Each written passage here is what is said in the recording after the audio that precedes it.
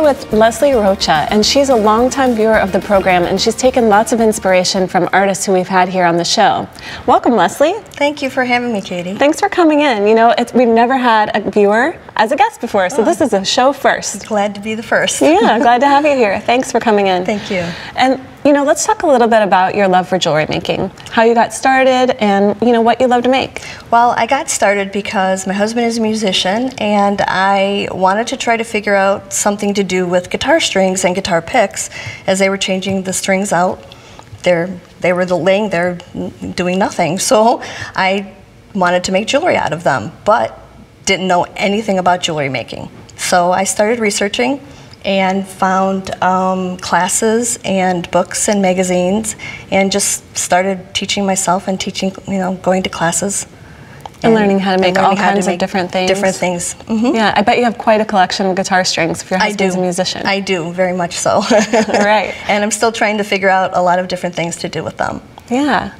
Well, what was your first class that you took? Well, the very first class I took was with you. All right. Yes. Very good. And cool. this is the piece here that you showed us how to do. And knowing nothing at all, we learned how to do wire wrapping and loops and bead spinning. And yeah, well, you know, at the time I had no idea that was your first class. Oh, no. So I think that's the great thing about jewelry making is people can really start anywhere. You know, you don't have to know anything. You can just dive in and take a few techniques that you learn here on the show or anywhere and really learn how to take it to the next level. Yes, and I actually liked the fact that you were showing a couple different things. Knowing nothing at all, I got to pick up a few, you know, different pieces of the jewelry making in the one class, which was nice, and I was able to incorporate it then later on. Yeah, we did the wire wrapped dangles with wrapped loops at the top. We used beading cones. We even did the seed bead spinner. Yes. So that was a fun thing to do too, and it adds a lot of texture to your designs as well. Absolutely. So then I took the inspiration from this piece and made this one using the same techniques, and repurposed a bunch of earrings that I had that, you know, from the 70s and 80s, you have those big wild earrings, but I still have boxes of them. So I thought repurposing them would be really interesting and really fun, and took even more inspiration from found objects. And the cones that are on this one are from the ends of a ballpoint pen. That's a great recycling idea. Yeah, I love it. And there's different colors. I mean, if you start really looking at them, there's all different things that are within a ballpoint pen. And I love the fact that those were white, and they work really well with the design. Yeah, and you know, when you're looking at found objects, you can kind of think about how you could reuse something. The cones, I would never have thought to use a piece of a pen as a beading cone. Right, and now I have a whole jar full of them. I bet that you can have them on your shelf right next to all those guitar strings. Right? Exactly. Right. Well, let's take a look at your guitar string necklace. Okay. Because people, I even ask, are guitar strings hollow? Because it looks like you use that coiled part over the top. Yes, no, actually that is a guitar string from a bass guitar, and they are wound. Some of them are. Some are different metals, but that one in particular is wound, so it is like a string over a string. And that one is more sturdy, so it makes a nice little choker kind of it really creates a sturdy foundation for the piece. Exactly. And you also did some wire wrapping around the pick. Yes, well, that is a thinner guitar string that I just started bending, and once you start bending guitar strings, they're not very forgiving, so the bend stays. So that was what ended up being the final piece, because I couldn't straighten it and redo it or anything. So that purple pick is the first one that I did with the guitar string wrap around a guitar pick. And as another piece of the string is the thing called the ball end, which is looks like a little bead, and depending on the manufacturer of the strings, they're all different colors. So you can see beads everywhere. Absolutely. Which, after you start doing something like this, everything just starts opening up, and you start feeling, you know, inspiration from different things. So that green guitar pick then has the ball ends from that.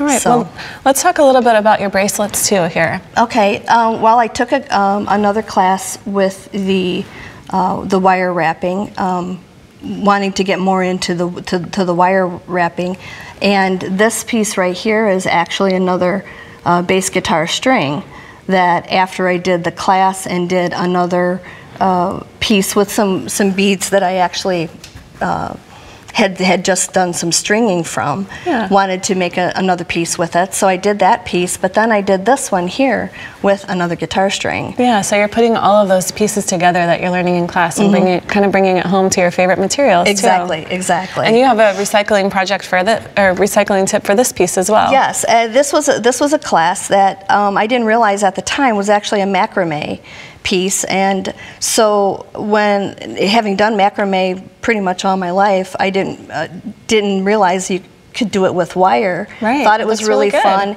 Came back home and did this with a luggage tag strap, and just started free-forming with the with the macrame style, and came up with that. Yeah, that's a great idea to use the luggage strap as a bracelet too. It's perfect size. Well, yeah, it fit perfectly. I did have to shorten it a little bit, put a little extra hole in there, just Sure, I guess you could adjust yeah, as much as you need to. That was easy to do. Good idea. Yeah, so that was really fun. And this bracelet here is from one of our guests from the past. We've had Stephanie Eddy on the program before. Yes, and she specializes in the Viking knit. Yes, and I love the Viking knit look. So I took the class with Stephanie, saw her on the show and took a class with her, and then came home and came up with this piece, also taking the wire wrapping techniques that I had learned and just kind of free-formed around the gem there. Yeah, and there are all kinds of ways that you can add those wire wrapping effects to stones and beads of all kinds. Absolutely, and actually that particular weave there was a coil that I had kind of made a mistake on and had set it aside and decided to just kind of flatten it, and that's when I started wrapping it around and thought it looked really neat. It does. Kind of flattened and took some pliers and just kind of tweaked it a little bit, and I thought it was really pretty with that stone because it is an odd-shaped stone. Yeah, and it adds a lot of texture to it, and it kind of brings the different colors together that you have in your piece. Exactly, exactly. And then I just made the little earrings here using the loop technique that you taught us, just to make a little drop earring to go along with it. It's always fun to have coordinating sets that aren't too matchy-matchy, but they look like they go together. Exactly, I like that too. Exactly. And you can always wear them separately, so. Let's talk a little bit about some of the artists who created these other pieces that you made too, because some of these folks have been on our program before.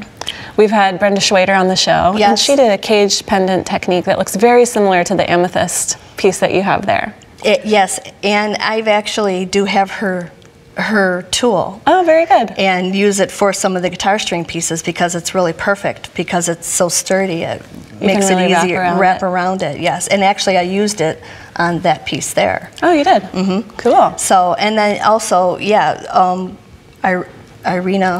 Meach was also inspirational in doing the wire wrapping too. So from there, then I just started doing other wire wrapping things, and the pendant that is at the bottom is actually just a little jar I found at a surplus store that is filled with some of the rose petals from my roses in my garden, and used some of the wire wrapping techniques and just kind of started wrapping around and making a pendant out of that. All right, well, that's a really nice way to save some mementos too. You could put other things in there as well, little notes and whatever. Almost anything, sure. Q Fam Gray has also been on our program before, and the bracelets were a class that you took with her, right? Yes, the pink and purple was actually from the class, and then I did the same technique on the green bracelet, which was actually the ladder step technique, and then the other ones are back to the macrame and then just the overhand loop on the wrap. But I really do like the hobo chic look of. And I love macrame of any kind. Yes, I do too. Definitely. I do too. Well, thank you for showing us all of these different projects. It's so fun to have you here to talk about how anything that you see on the show can really inspire your creativity.